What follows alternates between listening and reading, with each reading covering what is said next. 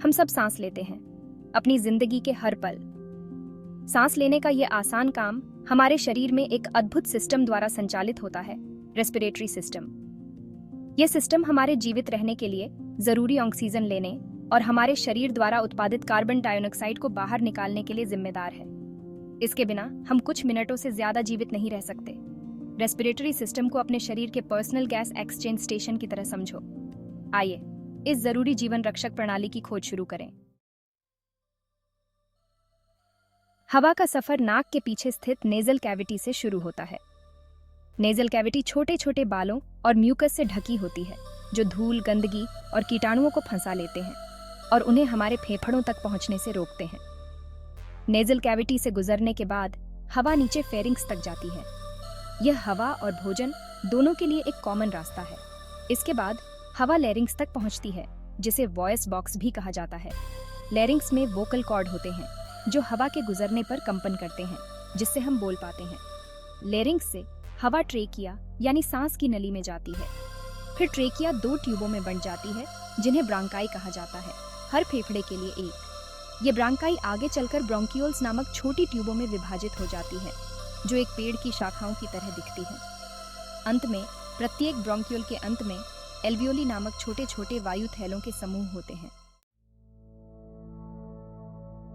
Alveoli, वे छोटे छोटे वायु थैले, श्वसन तंत्र के असली हीरो हैं। ये हमारे द्वारा ली जाने वाली हवा और हमारे रक्त प्रवाह के बीच ऑक्सीजन और कार्बन डाइऑक्साइड के महत्वपूर्ण आदान प्रदान के लिए जिम्मेदार हैं। एल्वियोली की कल्पना ब्रोंकियोल्स के सिरों पर गुच्छों में मौजूद छोटे छोटे गुब्बारों के रूप में करो। इन थैलों की दीवारें बहुत पतली होती हैं, जिससे गैसों को इनमें से गुजरना आसान हो जाता है। प्रत्येक एल्वियोलस के आसपास छोटी छोटी रक्त वाहिकाओं का एक नेटवर्क होता है, जिसे केशिकाएं कहा जाता है। जब हम सांस लेते हैं तो ऑक्सीजन युक्त हवा एल्वियोली को भर देती है। फिर ऑक्सीजन एल्वियोली की पतली दीवारों से होकर आसपास की केशिकाओं में फैल जाती है। ये प्रक्रिया सुनिश्चित करती है कि हमारे रक्त को लगातार ताजी ऑक्सीजन मिले और कार्बन डाइऑक्साइड बाहर निकल जाए। हम श्वसन क्यों करते हैं? इसका उत्तर हमारे फेफड़ों के नीचे स्थित एक बड़ी गुंबद के आकार की मांसपेशी में है, जिसे डायफ्राम कहा जाता है। डायफ्राम प्रमुख मांसपेशी है जो श्वसन प्रक्रिया को संचालित करती है। जब हम श्वास लेते हैं तो डायफ्राम संकुचित होता है और छपटा हो जाता है, जबकि इंटरकोस्टल मांसपेशियां भी संकुचित होती हैं और रिब केज को ऊपर और बाहर की ओर खींचती हैं। छाती गुहा का यह विस्तार हमारे फेफड़ों के अंदर बाहरी वायुदाब की तुलना में कम वायुदाब उत्पन्न करता है। परिणाम स्वरूप वायुदाब को संतुलित करने के लिए हवा हमारे फेफड़ों में प्रवेश करती है। जब हम श्वास छोड़ते हैं तो डायफ्राम आराम करता है और अपने गुंबद के आकार में वापस आ जाता है और रिब केज नीचे गिर जाता है। डायफ्राम एक शक्तिशाली पंप की तरह कार्य करता है, जो हमारे फेफड़ों में और बाहर वायु प्रवाह को बनाए रखने के लिए निरंतर कार्य करता है। सांस लेने से परे श्वसन तंत्र की अन्य भूमिकाएं। जबकि श्वसन तंत्र का प्राथमिक कार्य गैस एक्सचेंज है, यह हमारे संपूर्ण स्वास्थ्य को बनाए रखने में कई अन्य महत्वपूर्ण भूमिकाएं भी निभाता है।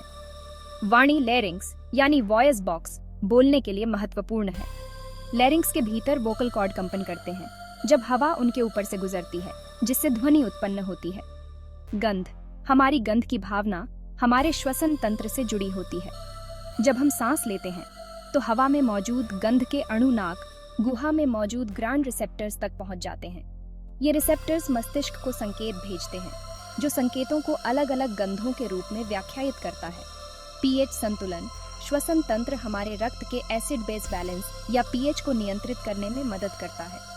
सांस लेने की गति और गहराई को समायोजित करके हमारा शरीर निकाले जाने वाले कार्बन डाइऑक्साइड की मात्रा को नियंत्रित कर सकता है। इस प्रकार हमारे रक्त के पीएच संतुलन को बनाए रखने में मदद करता है। सुरक्षा, श्वसन तंत्र धूल, एलर्जी और रोगजनकों जैसे हानिकारक पदार्थों के खिलाफ एक बाधा का काम करता है। अपनी सांस की रक्षा करना, सिस्टम को स्वस्थ रखना।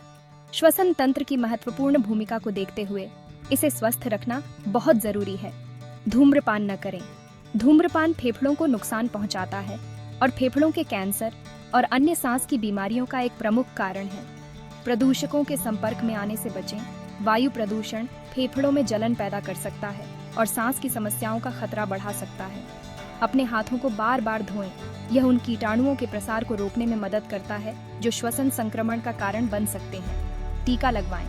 फ्लू और निमोनिया जैसी बीमारियों के लिए टीके उपलब्ध हैं। नियमित रूप से व्यायाम करें। नियमित शारीरिक गतिविधि फेफड़ों को मजबूत करती है और समग्र श्वसन स्वास्थ्य में सुधार करती है।